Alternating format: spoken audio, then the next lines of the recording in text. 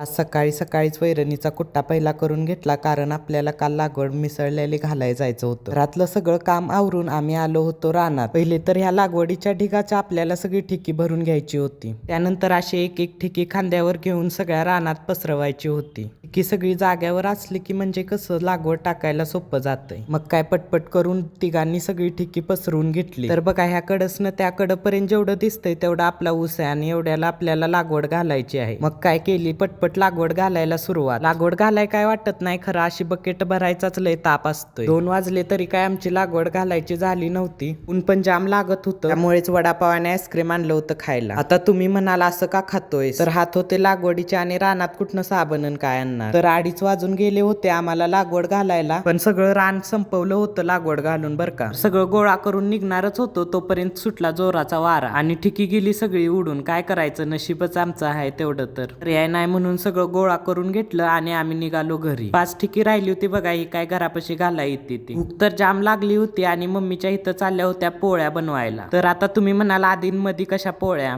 सांगतो पण त्या आधी जेवून घेतो, तुम्ही पण या जेवायला. जेवण केलं आणि पानं घेऊन लगेच निघालो रानात. कंटाळा तर जाम आला होता, पण काय करायचं, काम अजून ढीगभर होती. पहिले तर जाऊन इथला चंबर आवळून घेतला, कारण गोड घातलेल्या रानाला आपल्याला पाणी सोडायचं होतं. पण त्या आधी जे ठिबक बुंड्यावर होतं ते एका साईडला करायचं होतं, तेच आम्ही दोघं करत होतो. तर दादानं आणि मी सगळं ठिबक एका साईडला घेतलं आणि मोटार चालू केली, कारण ह्या रानाला लागवड घातल्या म्हटल्यावर पाणी पडायला पाहिजे होतं. रानातली सगळी कामे आवरून गेलो घरी. गेल्या गेल्या हे नारळ सोलाय घेतल्या आणि ही बघा, ही नारळ सोलायची मिशन आहे बरं का. नारळ तर घेतले 2 मिनिटात सोलून. त्यानंतर ह्यांनी सगळा राडा केला होता तोच आवरायला घेतला आणि आवरता आवरता संध्याकाळ झाली. तर इथं नैवेद्य भरायचं चाललं होतं मम्मीचं, कारण आज आम्ही विहिरीच्या परड्या करणार होतो. तर बघा, ह्याला म्हणतात परडी. वर्षभर आपण विहिरीचं पाणी पाजतो, साठीच त्यांना हा मान दिला जातो. पहिले तर घराजवळच्या विहिरीची परडी सोडली, वाट नाही या विहिरीला, त्यामुळे वरनच परडी टाकतो बर का. त्यानंतर गेलो वरच्या विहिरीवर. पहिला थड्याला नैवेद्य दाखवला, नारळ वगैरे फोडून घेतला. त्यानंतर तशा नव्याच्या पौर्णिमेलाच परड्या करतात, पण आम्ही दोघेही बाहेर असल्यामुळे केल्या नाही त्या वर्षी. पण आपल्या ज्या रूढी परंपरा आहेत त्या आपण पाळल्याच पाहिजे. म्हणूनच एवढ्या लेट होऊन देखील परडी केली होती, कारण उद्या मी जाणार होतो सांगलीला. वरच्या विहिरीची पण परडी सोडली आणि गेलो घरी. तर भेटू आता पुढच्या व्हिडिओमध्ये.